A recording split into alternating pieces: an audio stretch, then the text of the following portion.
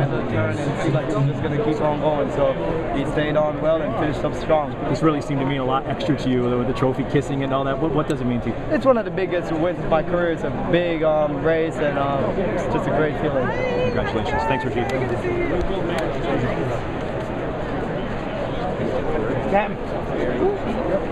But a forgiving racetrack. Okay, so for a horse like him that's got little muscles, a little bit of feet problems, okay, it's just a fantastic track. And like I say, we had Will's Way here quite a few years ago, and he did it for us. And now his cousin Tizway did it for him. On to the Breeders' Cup. You know it. Jim, this horse wasn't supposed to be able to go more than a mile, right? That's what everybody said. Yeah, I guess once the trainer was right. When did you know? When were you confident that the horse was positioned right? He's just showing us everything right. Just all positive.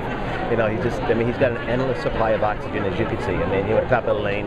I told Rajiv, I said, we have to be within a half a length of top of the lane to win. And, you know, needless to say, he was within a half a length and onward. And he's just a great horse. He really is. And he's a fast horse. He's a miler.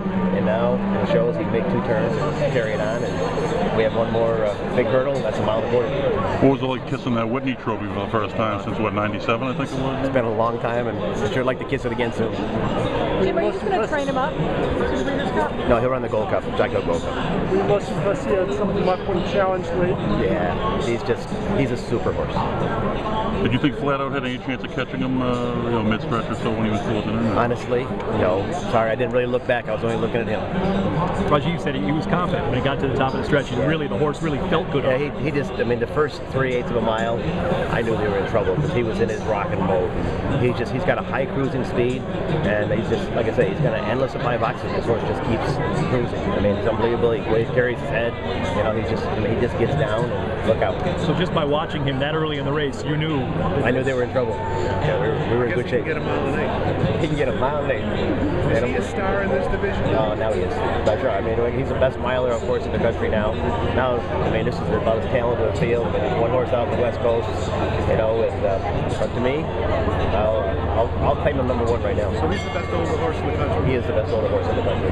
He's the favorite right now to win the Breeders' Cup Classic.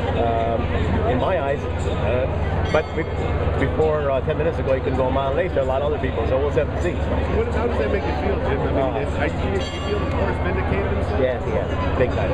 Big time. I mean, you know, I've always thought he was a great horse, and the greatest thing is, you know, Mr. Clifton is, you've all read this week, okay? He's just been with me a long time. He's a great owner. You know, we all make a lot of mistakes training horses, just kind of feeling your way through some days. And Mr. Clifton's been there through thick and thin, and he's stuck through it.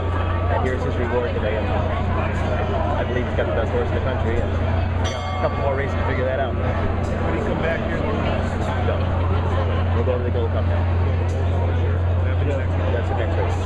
How confident are you about a mile and a quarter looking down the road here? About as confident as I was going a mile and 1/8 before I walked in here today.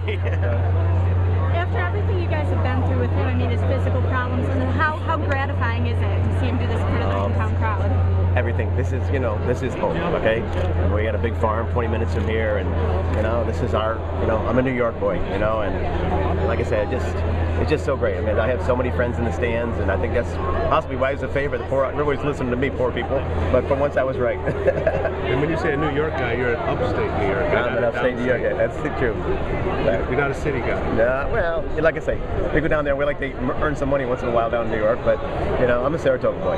Would you say this is your best